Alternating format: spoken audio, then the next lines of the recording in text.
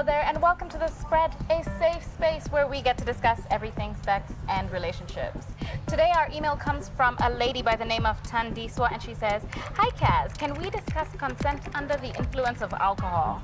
Last weekend I was out on a date. After a few drinks, I ended up going home with this guy and woke up the next morning having no recollection of what had happened the night before. It had me thinking, when sleeping with a partner for the first time, if either or both of you are drunk, how do you gauge consent?" Wow, that's a big one. First, let's start by defining consent. Consent is an agreement between participants to engage in different sexual activities. Consent isn't always verbal, but verbally agreeing to participate in different sexual acts helps to form stronger boundaries. Let's paint a picture to better understand your question. So you're out with somebody for the first time. You go to a nice little restaurant, you're having dinner, the food is great, the music even better, and the drinks just hitting the right spot. So much so that it gives you the courage to make the first move. You say to your date, "Hey, I like your clothes. I bet they'd look better on my bedroom floor."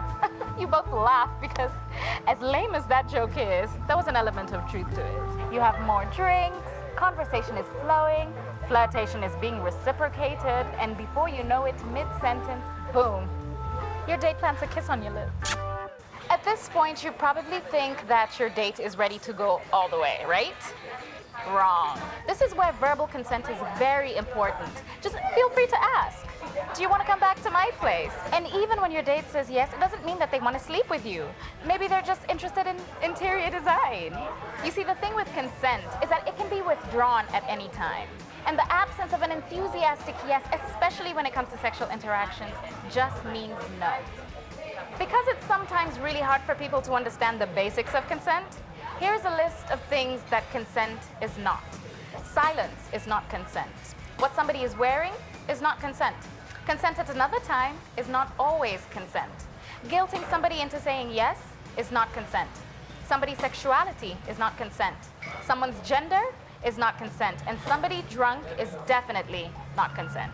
The greatest thing about sex is it can be so much more beautiful when two consenting adults agree enthusiastically to engage. So play safe and have fun. From me, Kaz. Till next time, goodbye.